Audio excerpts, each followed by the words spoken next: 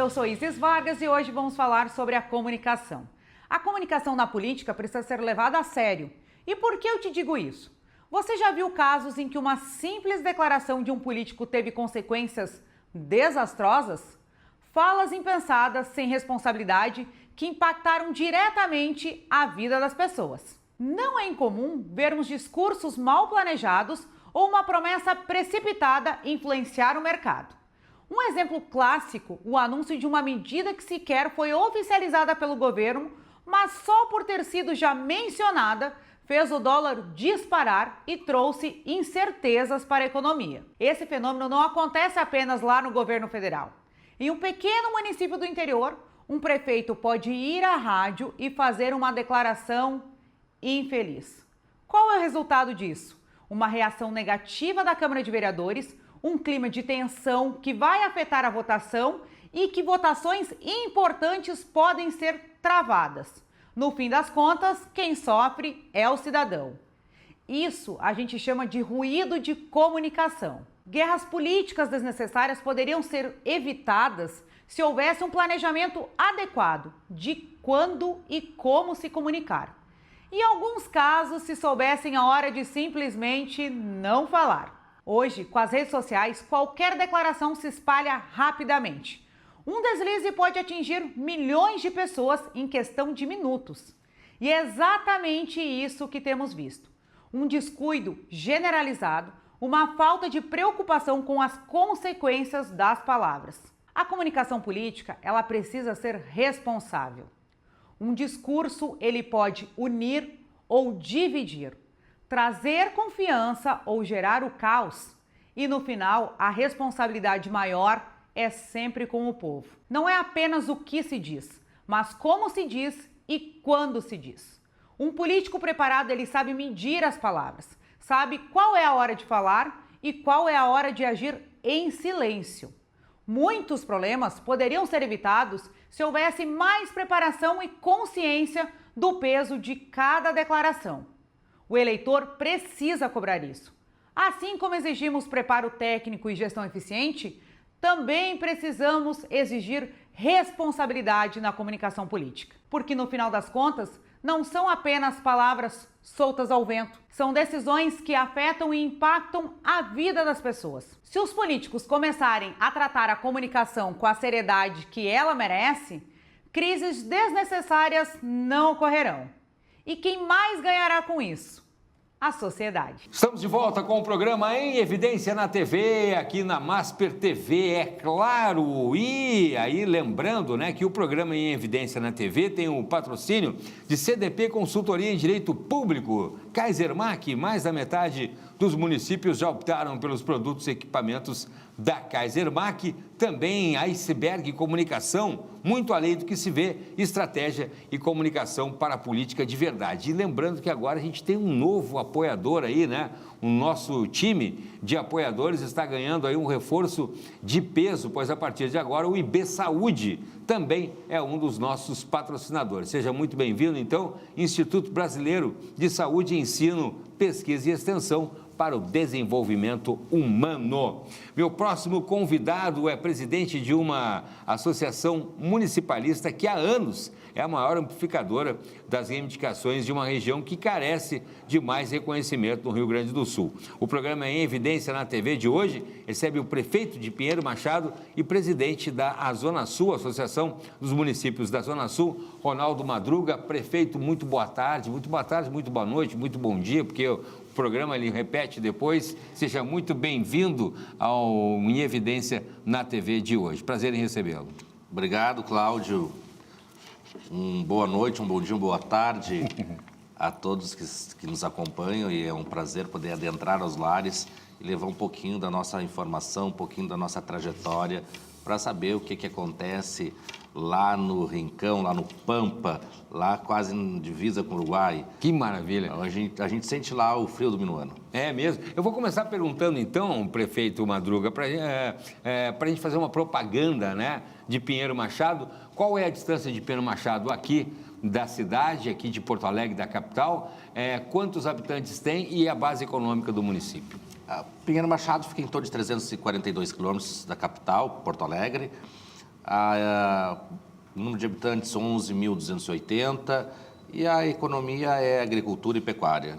Essa é a base da nossa economia. Maravilha, maravilha. Já fica o convite aí para quem quiser conhecer, né? Porém, a gente vai falar mais aí sobre o Pinheiro Machado. Já entrevistei o prefeito outras vezes, mas tem um carinho muito grande pela cidade, a gente vai falar mais sobre isso na sequência. Antes de a gente falar propriamente sobre Pinheiro Machado, prefeito, eu vou começar perguntando sobre as demandas, né, da associação, que a gente sempre comenta aqui que o município, o estado do Rio Grande do Sul, tem essas uniões, esses consórcios que são muito bons para os municípios em uma série de demandas, né? Para conseguir, para compras, para questão de licitações. E a Associação dos Municípios da Zona Sul, quais são as demandas daquela parte do estado, prefeito? A Zona Sul, ela tem uma característica de muita credibilidade e responsabilidade pelo quadro de seus servidores que estão há muito tempo lá. E uma das principais demandas agora da nossa gestão 2025-2026 é a pauta da saúde e segurança pública. Hoje, compõem 23 municípios que fazem parte da Zona Sul, isso dá quase 700 mil habitantes. E nós só temos uma referência em saúde, na traumatologia, que é em Rio Grande, que está superlotada, já teve problema de fechamento, e a gente busca uma nova referência na cidade de Pelotas para poder absorver esta demanda reprimida da traumatologia. Bem como outras que estão em estudos, a gente já pediu um diagnóstico, já temos um diagnóstico da fila de espera na região de outras especialidades, consultas, exames e cirurgias. Isso a gente vai apresentar para o governo do estado, para a secretária Arita Bergman, tenho certeza da sensibilidade dela, para fazer essa construção, para mitigar esses efeitos de espera aos usuários. E também a segurança pública é uma pauta que está hoje muito latente. Nós sentimos na pele a sensação de impunidade dos homicídios. A gente carece de efetivo maior na segurança pública, também nas delegacias, delegados titulares. Está se pedindo um diagnóstico de toda a região para levar para o governo do estado as pautas prioritárias da Zona Sul. A gente espera que até julho a gente esvazie essa pauta para poder avançar nas outras demandas da região. Este é o meu compromisso com os 23 municípios e é o pleito, a angústia dos prefeitos. Sabe-se que de Porto Alegre para baixo, sim, os municípios têm muita dificuldade, demanda social, cinturão de pobreza. As políticas públicas são mais difíceis de acesso, porque os municípios são pequenos. Pois é. Considerando Pelotas, que tem 325 mil habitantes, e Rio Grande, que tem uma margem de 190 mil habitantes, os outros municípios são municípios pequenos. E as políticas públicas são, muitas vezes, disputadas de formas desigual. Sim. Então, a gente luta para que isso, nosso segundo bloco, a partir do segundo semestre de 2025, a gente vai para um outro pleito junto ao governo do estado, junto ao governo federal, mostrando o retrato desses municípios e como deve ser tratado essas prioridades. A parte, se fala, a parte pobre do estado, a parte sul, também tirar essa a parte pobre do pejorativa, que carecem em moradia, carecem em habitação, atenção pública. Atenção pública. Então, é isso que a gente quer chamar a atenção, que os holofotes sejam virados para essas políticas públicas. Não é para o prefeito Ronaldo, não é para os 23 prefeitos, sim, mas é para o contribuinte que paga imposto. Pois é, que é uma delegacia, que é uma brigada militar. Quer ter segurança de qualidade. E isso a gente não vai abrir mão. Eu sou municipalista e brigo pelas pautas no bom sentido municipalista. Então, primeiro a gente vai para o diálogo, para a conversa, até esgotar todas as tratativas, mas com números, com dados. Sim. Nós não vamos chegar para o estado sem mostrar qual é o diagnóstico e qual é os índices que nos levam a fazer o pleito ao governo do estado. Perfeito. A gente estava falando agora também, prefeito Ronaldo, sobre a questão da saúde, né? Alternativas para contornar o fechamento do Hospital Santa Casa do Rio Grande. O Hospital do Rio Grande, a gente já fez uma reunião na Zona Sul, tão logo que eu assumi, junto com a equipe de trabalhadores, de colaboradores. lá da Zona Sul, e prefeitos, a gente conseguiu uma importante pauta junto com o Ministério Público Federal, que fez um aporte de um recurso, aplicou uma multa no estaleiro e transformou essa multa do estaleiro em recurso para o Hospital da Santa Casa em 14 milhões. Então, foi uma ajuda que a procuradora entendeu a necessidade e a ansiedade da sociedade e fez esse aporte de recurso para a Santa Casa de Rio Grande. E, paralelo, o município de Rio Grande, a prefeita de Rio Grande, busca alternativas para manter a Santa Casa em funcionamento. Embora a gente saiba que a gente fez algumas ponderações que são importantes, porque a Santa Casa ela já vem com muitos problemas de muitos anos. Sim. E as ponderações, elas são importantes, uma crítica responsável e construtiva. A administração, hoje a gente precisa licitar os serviços de dentro dos hospitais. Sim. Hoje os serviços precisam ser licitados. O serviço de prestação, o serviço de traumato... Transparência. De todo outro serviço, eles precisam ser licitados, porque isso mostra uma economia para dentro dos hospitais. Sim. Então, essa foi um dos motivos que a gente fez uma crítica construtiva aos gestores, e não se diz que os gestores lá não têm boa índole, têm boa intenção, mas a gente precisa aprimorar esta gestão para ser mais técnica. Modernizar para os resultados financeiros, Sim. chegar de uma forma mais rápida e os serviços de melhor qualidade e também poder trabalhar numa situação financeira confortável. O risco do fechamento. Diminuir o risco, com certeza. Porque é uma pena, né? Olha, é uma pena mesmo. Às vezes tem estruturas grandes e aí se bota tudo a perder, né? Prefeito, outra questão interessante também em Pinheiro Machado, que tem investido em sustentabilidade também, né? Com a implantação de lâmpadas de LED nas ruas e placas solares nos prédios públicos. Como é que a gente não pensou nisso, gente? Pelo amor de Deus. Mas é caro, prefeito. Mas aí depois economiza com a economia de energia. Qual é a margem de economia gerada, prefeito, por esse investimento? E as duas lâmpadas também. Nas vias públicas, iluminação pública, a economia chega de 30% a 40%. 30% a 40%, olha Só aí. que os recursos aplicados na iluminação pública, que foi em torno de 1,5 milhão, foram todos recursos captados do governo federal e da iniciativa privada, através de participação de editais. E os prédios públicos que a gente está colocando placas solares também são recursos da iniciativa privada através de participação de editais. Agora está abrindo um outro edital da Procel, a gente vai se inscrever novamente para colocar as placas solares em outros prédios. Isso traz uma economia considerável, isso mostra o resultado. A gente já vem trabalhando dessa forma há quase 2 anos e isso me permite fazer outros investimentos. Claro. Adquirir veículo novo para iluminação pública, diminui a conta de luz das escolas, da saúde, e aí tu tem um fôlego para investir em outras necessidades. O pessoal não sabe, mas o serviço público paga a conta de luz, gente, né? Uma prefeitura tem que... A iluminação, o pessoal, que bonito, a cidade iluminada e tal, a prefeitura tem que pagar essa conta, né? Prefeito, a questão também sobre a habitação popular em Pinheiro Machado, né? Que é também uma questão importante. Como é que está essa demanda? Como é que estão os projetos? Nós estamos lá na iminência da entrega de 32 casas populares, que ainda falta pintura e colocar o piso, alguns fechamentos lá para entregar nas condições que a gente acredita que quem vai receber mereça. E nós temos um projeto ali do governo federal, onde fomos contemplados com mais 20 casas populares e estamos aguardando um outro fechamento do governo estadual, onde passamos em todas as instâncias, para ver se vamos ser contemplados com mais 25 casas populares. E aí a gente fecha nossa gestão com aproximadamente 75 casas populares. Vamos ver se consiga mais alguma coisa. Já é um índice bom. Se a gente multiplicar pelas famílias, né? Pelas famílias e mais de 20 anos sem casas populares. Então, já traz um resultado. E a gente pensou, quando fez a Casa Popular, a gente sempre pensa na dignidade, que ela tem que ter o mínimo... Para não criar um outro bolsão de pobreza. Exatamente. Né, as casas é pensado desde a Sim. pintura, do piso que vai no chão, do forro que vai ser colocado de PVC, a gente pensa no azulejo que vai no banheiro, a gente pensa na entrada da casa como é que vai ser... Pátio. Então, é para ela saber que ela tem direito a uma casa com dignidade. Sim. As nossas casas todas são com chuveiros, todas são com tanque de lavar roupa, de louça.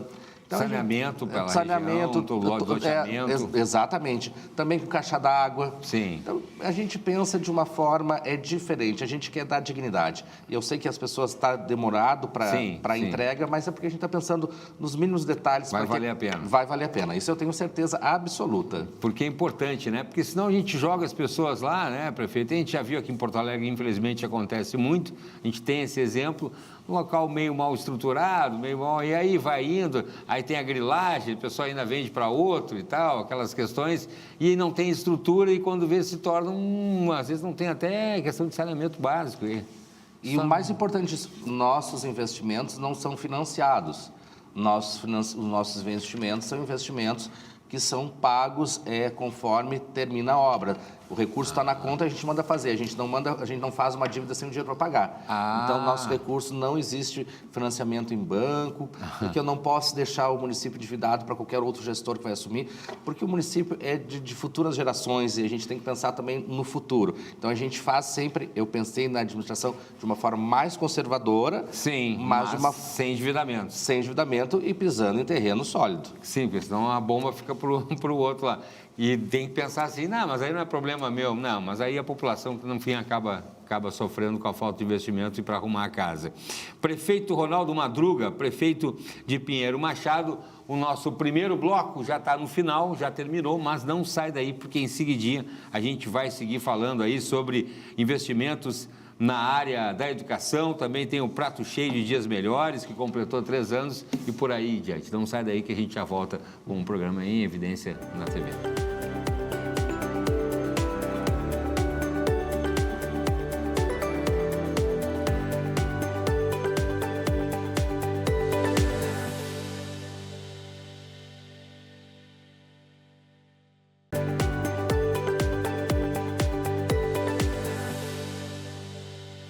Estamos de volta com o programa Em Evidência na TV de hoje e agora, né? Você já sabe, agora faz tempo já aqui pela Masper TV, aí pelo canal 520, pelo 575, também aí da Parabólica Digital Brasileira para todo o país, com o sinal aberto via satélite, pelo 520 aqui da NET, da Claro TV e na plataforma digital de sua preferência, tem também aí a plataforma do programa que eu vou falar para vocês em seguida. Mas antes eu quero lembrar que o nosso time de apoiadores aí está ganhando um reforço de peso, pois a partir de agora o IB Saúde também é um dos nossos patrocinadores. Seja muito bem-vindo ao Instituto Brasileiro de Saúde, Ensino, Pesquisa e Extensão para o Desenvolvimento Humano.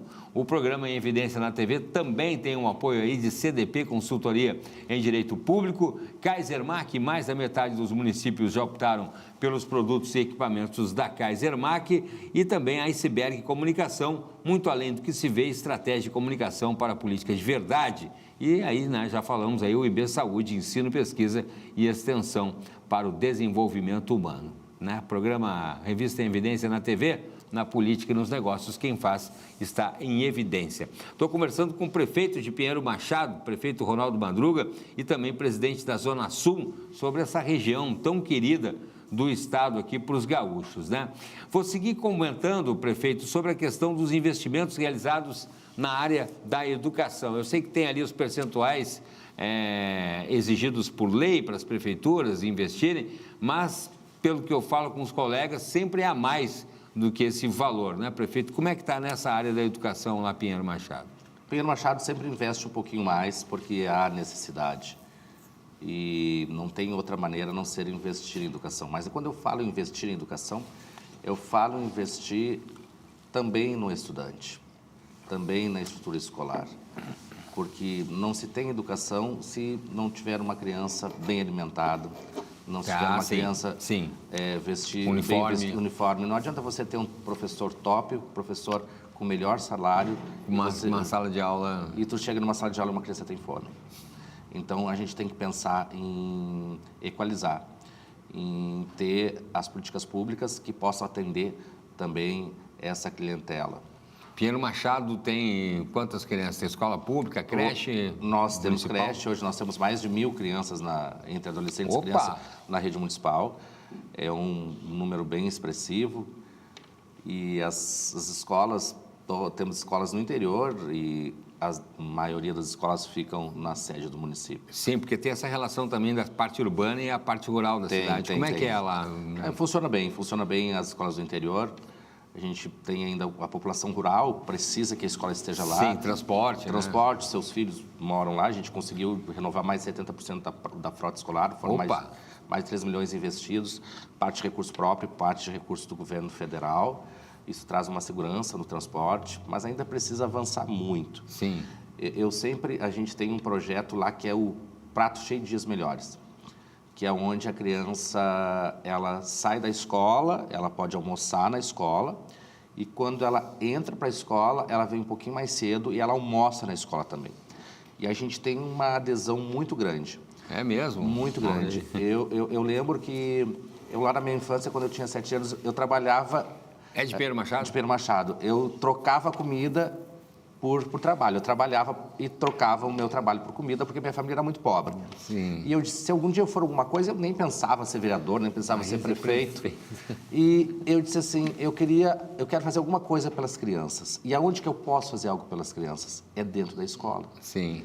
Então, a gente, além dos uniformes, o Prato Cheio de Dias Melhores, o Aluno de Destaque, esse ano a gente tem outros projetos bacanas que a gente vai implantar dentro da escola, porque eu não quero ver nenhuma criança dentro da escola de barriga vazia. É muito triste, né? É muito triste. Criança com fome. Eu quero ver uma criança com a barriga cheia e também poder levar para compartilhar com a sua família. Opa! A gente está desenvolvendo um projeto para compartilhar o alimento com a sua família.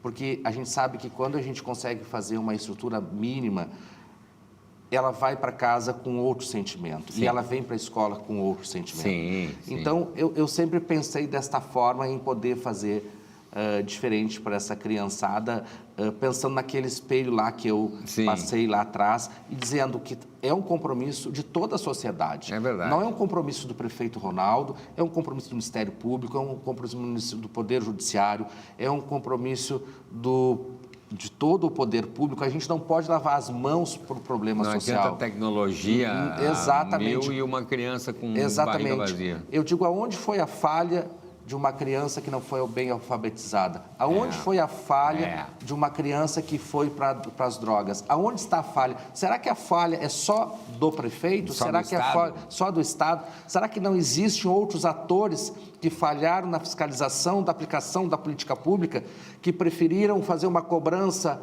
de forma exacerbada em outro setor e esqueceram da política pública de dar condições para uma criança estar dentro da sala de aula, de dar condições de aprendizagem? Será que não existiu uma outra falha e que não foi observada? Então, todos precisam ser chamados da sua responsabilidade com a vulnerabilidade social. É verdade, concordo. E onde o Estado falha, infelizmente, a gente vê quem é que toma conta, né? Principalmente de crianças, a gente vê a questão da marginalidade, das drogas, da drogadição, ao ponto que chega, né? E quando se fala de criança é pior ainda, né? E tem criança que vai para a escola para comer, né, prefeito? Isso é uma realidade, infelizmente, né? Vai para a escola para se alimentar, os pais mandam para se alimentar. Aqui em Porto Alegre é assim. Isso é uma questão que, olha, enquanto tiver isso, você pode ter a melhor tecnologia, 5G, 20G, 40G, que não vai funcionar. Por isso que os orçamentos precisam ser mais participativos e não dá para ficar com a concentração das rendas em poderes de uma forma concentrada. A gente precisa ter o orçamento dividido de uma forma mais razoável e mais adequada para atender às necessidades. Porque não é possível eu, dentro do meu gabinete, andar de carro importado, ter alto salário e eu saber que lá na rua tem um que passa fome. Não é possível andar com o melhor anel de ouro, com o melhor relógio de ouro. E o que eu estou fazendo? Qual é a minha retórica para a vulnerabilidade social? Qual é a moral? Qual é a moral? Qual é a retórica que eu tenho para essas crianças, para essas famílias desassistidas? O que eu estou fazendo? Aí fica muito fácil, aí uma hipocrisia, um discurso vazio e hipócrita. Então, eu sempre falo e não tenho medo do que eu falo e da crítica que eu falo. Eu acho que a gente precisava de um país mais justo e mais com políticas mais descentralizadas e igualitárias. A concentração da riqueza não está funcionando. Não está funcionando num pequeno grupo, e aí falo em todos os poderes. Sim. E aí eu lembro também, até perguntar para o prefeito, porque as responsabilidades dos prefeitos cada vez têm aumentado mais. O problema é que não dizem de onde que os prefeitos vão tirar o recurso, né? E aí os prefeitos fazem o que pode e o que não pode. E o governo federal, estou falando do governo federal, estou falando do governo estadual, que todos têm que estar envolvidos nisso. Mas a gente está vendo reformas aí, os colegas têm falado isso, prefeito, que ficam com medo, porque as responsabilidades aumentam a cada dia mais sobre os ombros dos prefeitos. Só que não se dizem de onde vão sair os recursos para os prefeitos bancar o que está se pedindo, o que está se obrigando os prefeitos a fazer. Hoje, frente à Zona Sul, eu sempre, e quando entrei lá eu disse, eu não faço a defesa nem para a política de esquerda, nem para a política de direita, nem para a política do centrão.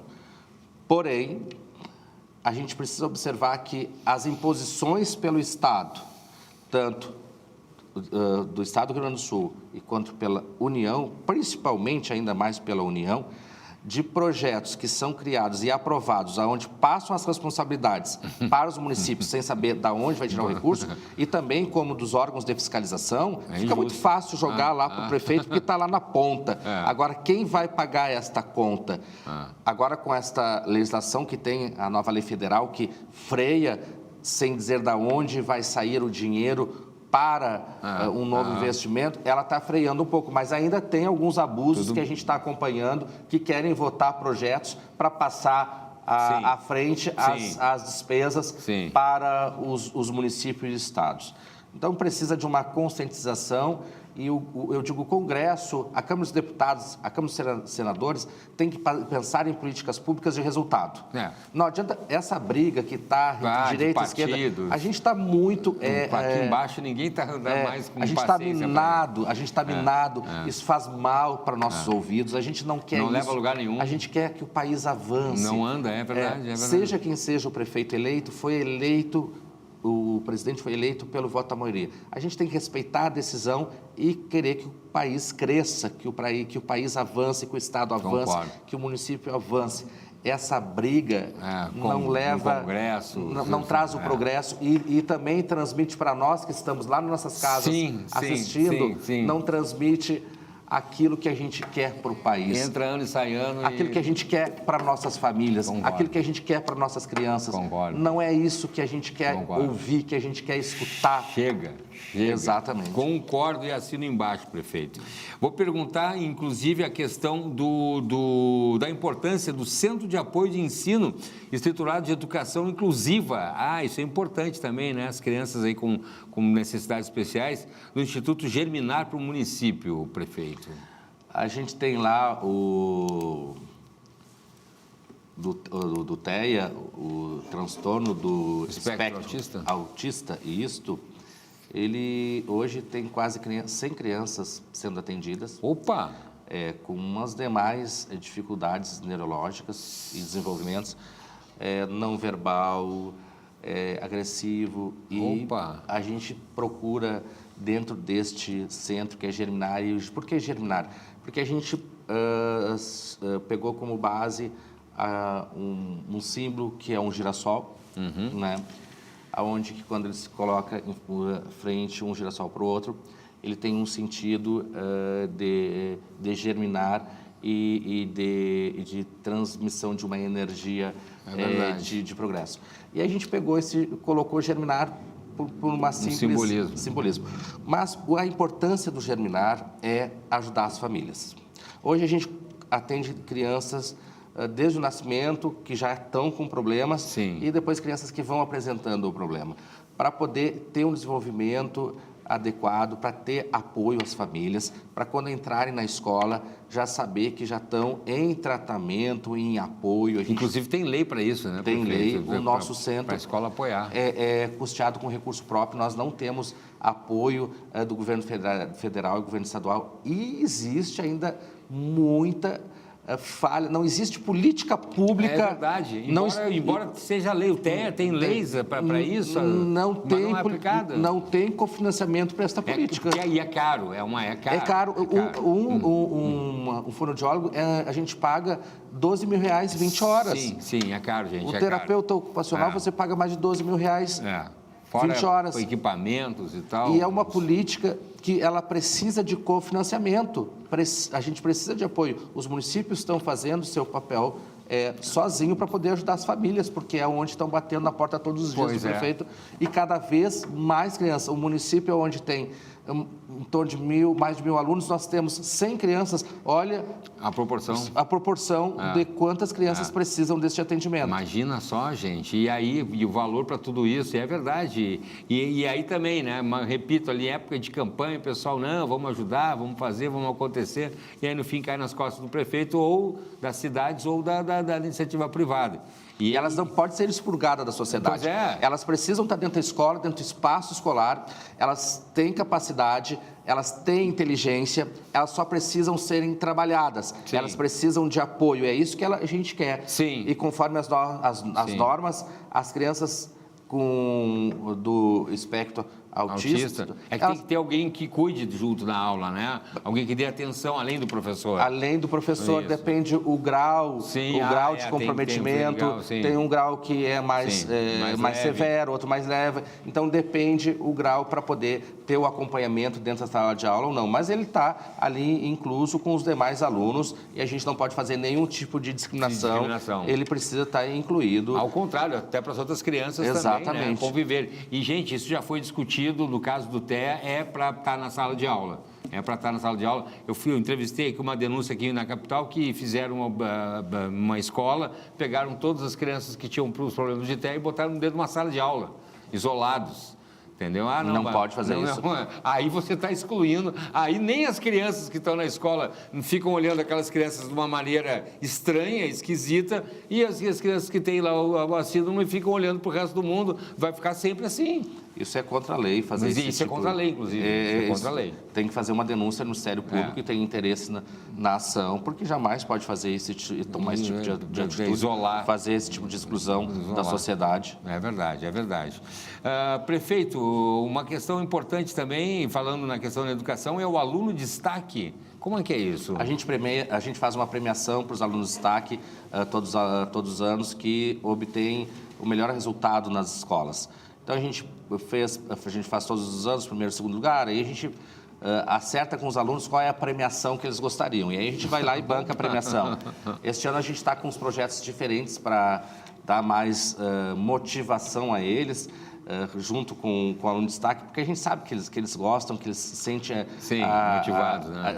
Motivados. Mas não é a intenção de fazer a competição de excluir os demais. Sim. Né? Então, esse ano a gente vai ter um outro olhar que é para quem tem suas deficiências. Quem tem TEA. Sim. Não, ele também vai ser premiado. Opa! Ele vai ser premiado obedecendo às condições dele. Porque a gente quer que ele também se sinta, olha, eu posso ser destaque. Então, a gente já está preparando o trabalho, porque o nosso aluno que tem TEA, ele também vai ser destaque. Olha aí, que maravilha, é disso que a gente está falando, gente. Outra questão também que eu acho muito importante, né, da sua gestão, prefeito, é o investimento e o apoio no empreendedorismo também, né? Em quem quer empreender, a gente fala muito em iniciativa pública, mas também a gente tem ali o empresário, o pequeno empresário, o pequeno investidor ali que quer montar o seu negócio e que muitas vezes esbarra na burocracia, na questão da documentação. Como é que é isso, prefeito? A gente está voltado muito para o empreendedorismo do campo, né?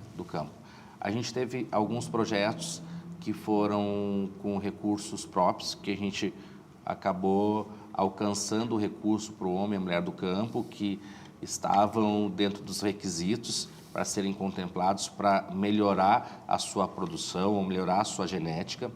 Este ano a gente vem com uma outra proposta que é o incentivo às agroindústrias. O município vai dar o dinheiro, em parceria com o SEBRAE, com o Estudo Técnico, com a Emater, para ver a vocação das das agroindústrias, que tem vocação para abrir a agroindústria, para a gente alcançar o recurso para acontecer esse negócio aí. Com juros especiais. Não, a gente não, é fundo perdido. Não é fundo perdido. A gente faz a fundo perdido. Perdido. A gente vai ter várias etapas da seleção para saber se quem participa tem vocação, se quem participa sabe do negócio e se quem participa tem a matéria-prima. E aí vai embora. Aí vai embora para o município poder alcançar o recurso. Então, vai ter várias etapas. Inclusive, um dos nossos programas foi exemplo para os bancos, que foi o da aquisição de ovinos, onde a gente tem um juro esse é um financiamento 0,5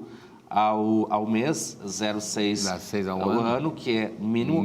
Só que ele só começa a pagar 2 anos depois que ele tira a produção. Quando ele tirou a produção, ele já pagou o juro. Então, a gente já faz proposital conforme o número de matriz que ele consegue tirar de produção. Porque aí ele não tem prejuízo. Sim, e aí o negócio anda. E o negócio anda e ele se sente incentivado para poder criar a ovelha lá. E todo mundo ganha. E todo mundo ganha. É verdade. Prefeito, a questão também do que consiste, o que o prefeito tem de programa aqui, o programa Reformar para Transformar. Que programa é esse? Esse é um programa que a gente criou tanto para o homem e a mulher do campo, quanto para o pessoal que mora na cidade. A gente alcança um valor através do cartão de crédito que a gente fornece para as famílias que se enquadram naquele programa, que é para melhorar a sua residência, uma ampliação ou uma reforma. Então, a gente alcança um valor e ele tem que comprovar que ele comprou o material e que ele fez a reforma, tanto no interior como na cidade. E é um programa que deu certo, funcionou muito bem. A gente criou também o nosso programa municipal do Vale Gás Municipal para as famílias em situação de vulnerabilidade, que é um programa que também que a gente alcança o recurso através do nossa captação, de busca de recursos, e aí a gente deposita ali no cartãozinho magnético dele um valor mensal para ele comprar o gás. Olha aí, que maravilha, que maravilha. Prefeito, também não podemos deixar de falar da nova casa de acolhimento também no município, né, prefeito? Esse investimento a casa de acolhimento, ela nasceu de uma ação do Ministério Público, porque lá, alguns anos atrás, ela acabou sendo fechada em outros governos, e veio parar nas minhas mãos a proposta de abertura da casa de passagem. A gente está abrindo a casa de passagem para poder colocar crianças até 12 anos, meninos e meninas que são vítimas de negligência, abuso e outras aí, transgressões. Então, esta casa, ela tem um olhar especial, a gente pensou nos mínimos detalhes, porque são uma casa de acolhimento, a gente pensou desde o prato, a cor, as capacitações para o pessoal, os cursos, o curso para resgate, o curso para afogamento, o curso para incêndio. Então, a gente tem que pensar em tudo numa casa de passagem, porque a gente está lidando com crianças. Também ela é monitorada 24 horas, porque a gente não pode vacilar com o cuidado de criança. Não, o vacilo pode ser fatal. Exatamente. E a gente está ali, a gente faz tanta crítica com o que está acontecendo lá fora. Quando ela está sob responsabilidade do poder público, a gente tem que garantir uma construção sadia. Não pode acontecer nada. Porque às vezes ela vai com 3, 4 meses para dentro da casa, na alimentação saudável, cardápio rigoroso pela nutricionista. Então a gente pensa em tudo e tem que ter gente preparada, gente avaliada, gente que passou por avaliação psicológica. Então, a gente tem que observar todos esses detalhes para não cometer o erro que existe lá fora, que é a negligência, o abandono, a falta de uma construção adequada para depois, quando ir para a sociedade, ir seguro e saber o que está fazendo. Prefeito Madruga, um minutinho, só para saber, entrega da nova UBS, em 1 minuto. A nova UBS está sendo preparada a documentação do governo federal, inclusive já terminamos, é um investimento de 2.600.000 reais alcançado do governo federal. A gente tem uma expectativa muito grande, vai ficar linda a UBS, linda mesmo, uma proposta maravilhosa do governo federal.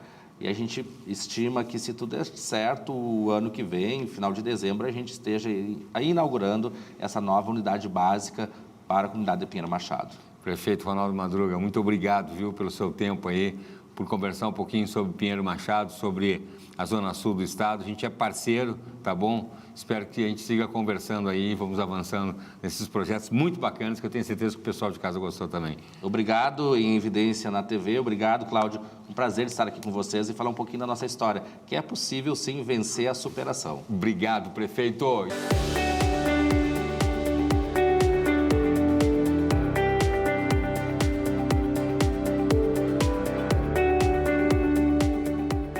Comentário em Evidência. O comentário de Vladimir Chieli.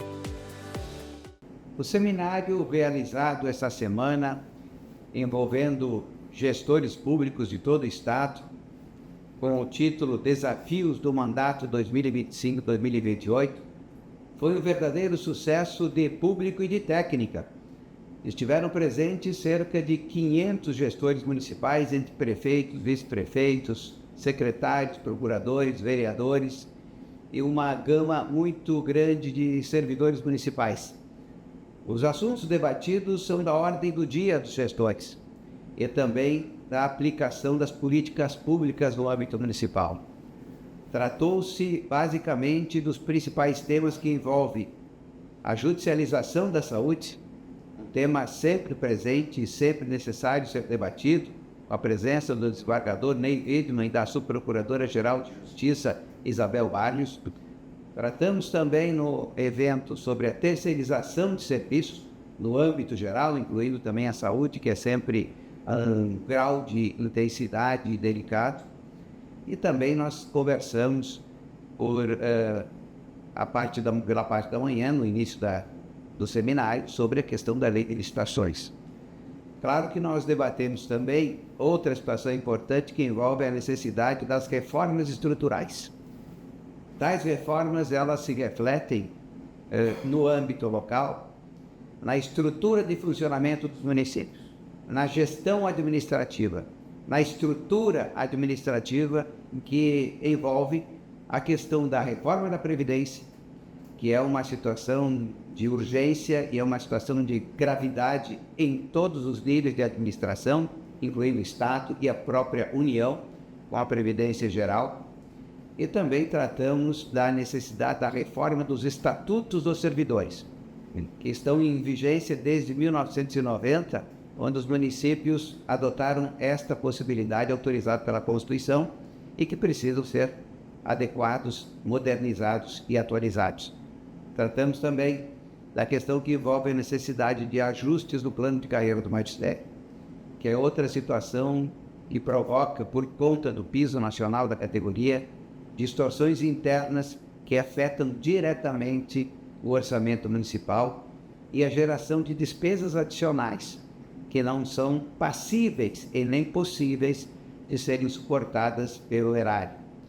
Então, matérias de importância absoluta que não dependem apenas da discussão neste mandato, e sim nos próximos mandatos, inclusive, para que o município tenha uma perenidade, tenha uma segurança, tenha uma estabilidade do ponto de vista orçamentário, do ponto de vista jurídico, mas também que ele possa efetivamente bancar, pagar financeiramente todo esse custeio, esse custo da máquina pública, crescente a cada vez mais, porque, na verdade, os serviços públicos adotados, eles estão atendendo a demanda da comunidade, mas de forma cada vez mais acelerada, cada vez mais crescente. Então, são matérias importantes debatidas, que certamente voltarão à discussão agora durante o exercício e também nos próximos exercícios continuaremos a trabalhar sobre o assunto. Então, o seminário muito bem realizado, coordenado, junto com a FAMURS, a CDP e a União dos Vereadores do Brasil. Um grande abraço. E obrigado a você também que nos acompanhou, tá bom? Fiquem com Deus, até a próxima.